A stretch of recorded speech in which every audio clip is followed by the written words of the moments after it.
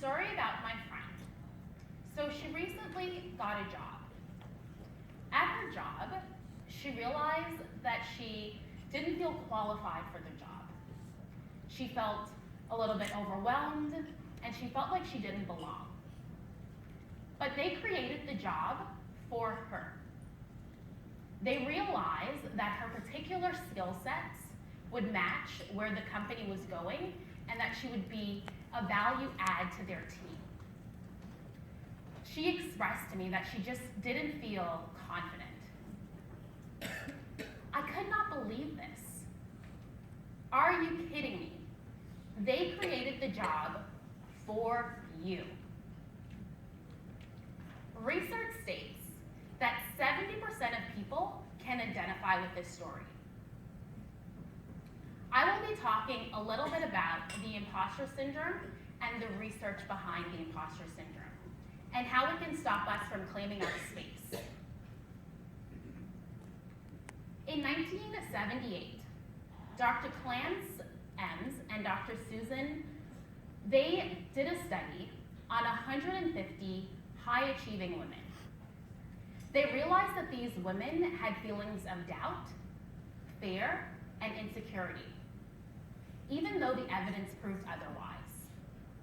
As a result, they coined this research the imposter syndrome, or the imposter phenom. Later in their study, they realized that not only high-achieving women experience this, and that this is something that all people experience. About 70%, or every 2 out of 3 people, experience this. Dr. Clarence stated that she would have renamed this to the imposter experience because it wasn't a syndrome or a mental illness, but it's something that people experience. It can be noted that people tend to experience this during times of change or transition, whether that's a new job or a promotion. I will be talking about 4 tools that we can use to conquer and get over the imposter syndrome. 1, break the silence. 2, integrate and take the risks. 3, separate our facts from our feelings. And 4, integrate your win. 1, break the silence. I think there are slides, question mark.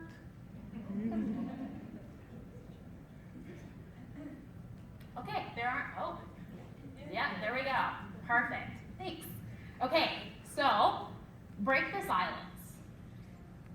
In the beginning, I talked about a story about my friend, how she had shared with someone that she didn't feel qualified, that she had felt overwhelmed, and she felt like a fraud in her job. That is my experience, and my friend is me. I tend to have imposter syndrome or imposter experience whenever I have a new experience. So for example, whenever I take on a new role or I'm introduced to something new. So something I have never done before. I was talking with one of my mentors, and she reassured me that this is an experience that a lot of people go through. And she gave me tips and tricks on how I deal with it. And so now that I know that 2 out of 3 of you experience this, I break the silence. So I talk to people about it. I share with people my experience. And I allow them to share with me their experience. 2, separate facts from feelings. Sometimes we tend to get in our head, and we don't realize that we have negative thinking. So I encourage you to separate the facts from feelings. We can do this in 2 ways. Option A, we can create what's called a brag list or an accomplishment list. So this is where you journal down any of your accomplishments that you might have had, whether they're small or big. And whenever you have those feelings of doubts, because they will come up, you just reflect on that list. And that allows you to shift your perspective into positive thinking. The second option, next slide. It's on the podium. You got a clicker. It's on the podium. Is this the clicker? Yeah. Oh, there's a clicker the whole time. Okay, so like I was saying, option 2 is disputing negative thinking. And this is my favorite thing to do, because this is something that you can do mentally, or it's something that you can do by writing it down. I think writing it down is a little bit more effective, but everyone's different. So when you have a negative thought, what you do is you identify that thought. So for example, a negative thought that I had in preparing for this was, I might forget my lines, and I might forget what I have to say. So what I did was, I dispute that thought wildly. So when you dispute the thought, you come up with 3 reasons as to why you don't think your negative thought is gonna work. So for me, 1, I've practiced the speech a lot. 2, I've gotten feedback on it and I've integrated that into my presentation. And 3, I've never really bombed a speech before. I kind of talk for a living, but I still get nervous when I have to come up in front and talk to people. So that's kind of what dispute the negative thinking is. So this is an activity that you can do whenever you have that negative thought.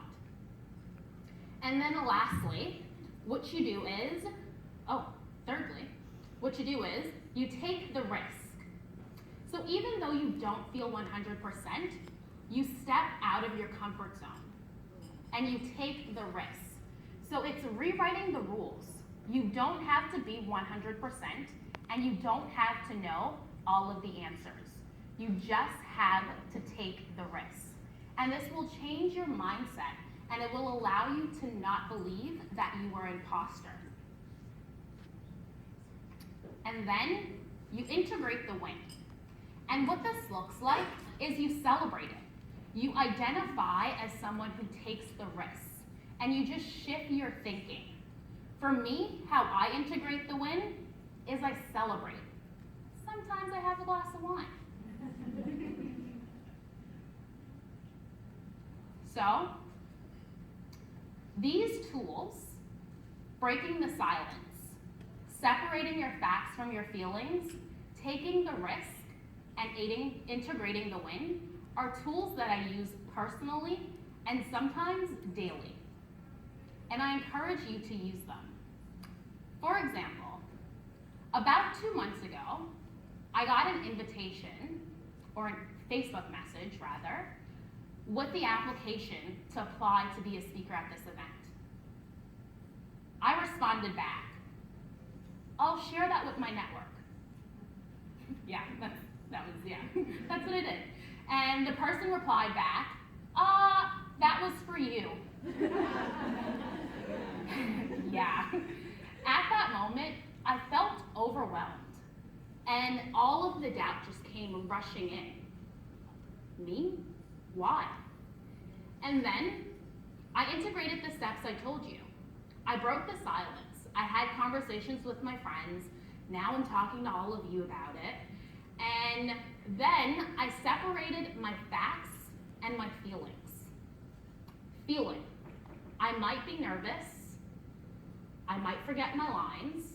But the fact is that I provide value and that I want and I need to claim my space. And then I took the risk.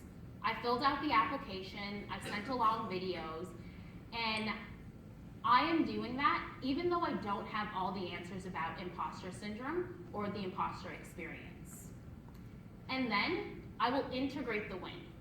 I will identify as someone who takes the risk, even though I'm not 100%, because I don't have to be 100%.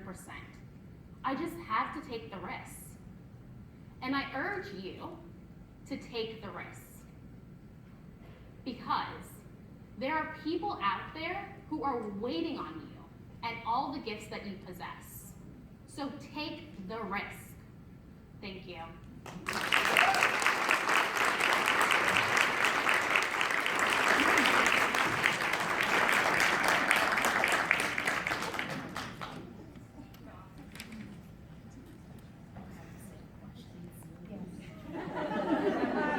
Did they tell you about that? Yeah, like Yeah? right before. Right, that's part of our baby switch, right? We work on that. Yeah.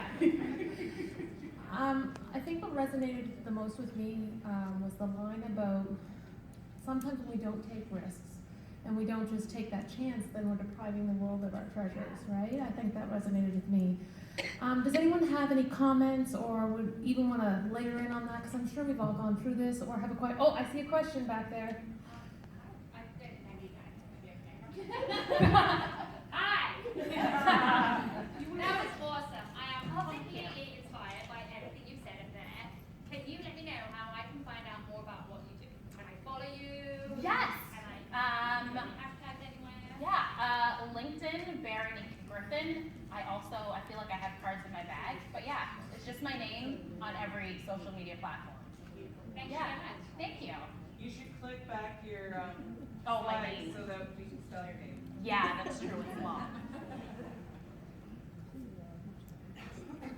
There you go. Thank you. Wendy, we have one over here. Oh, question over here. Yes, bring it on. Hi, thanks. That was really, very touching and very nice for you to share your vulnerability with us.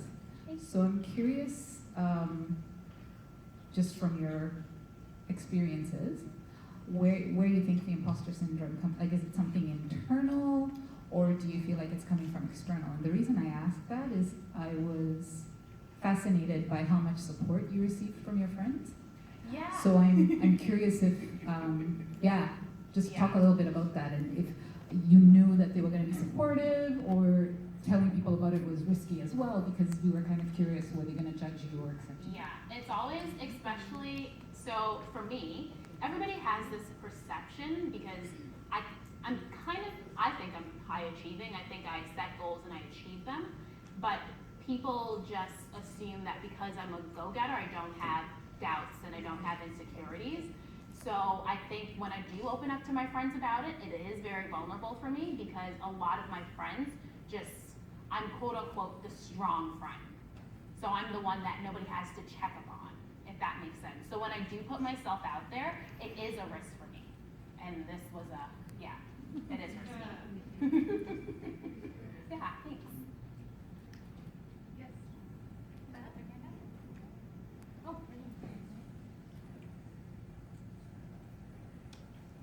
It's kind of a similar question to what was just asked, but a little different.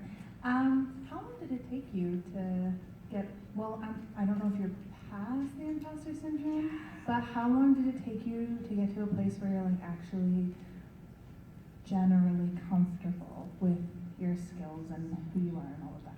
Yeah, so it took me about 2-ish years because then I realized that that's what I was going through. So when this is a part of the speech that I totally forgot. But when I got my job, I literally went and I searched up what everybody did. So I felt, because I'm very young, roughly, I guess, but I'm younger than everybody at my company, and everybody at my company has like a master's. So when I got into that new position, it literally hit me, and I had a conversation with one of my mentors, and she was like, yeah, this is what I think's happening.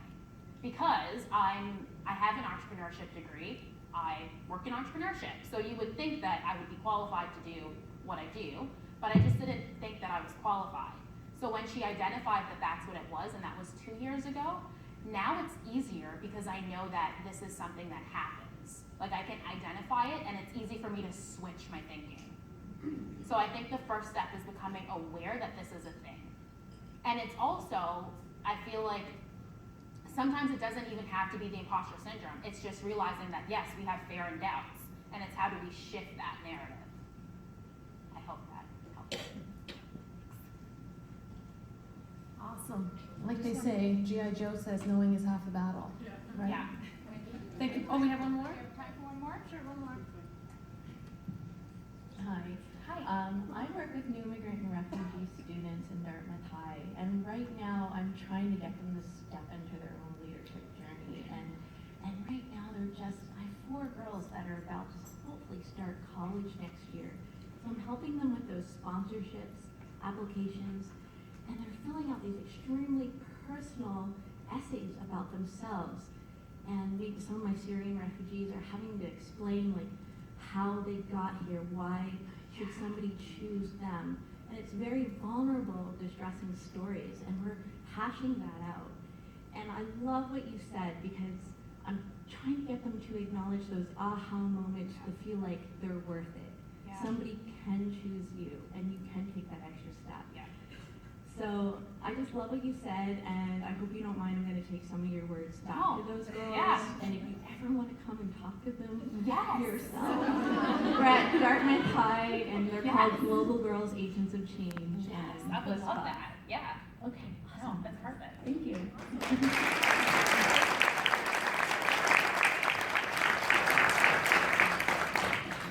That's what I love about this QueenPins. It just makes me hopeful for the world for so many levels. So thank you, Barrinique.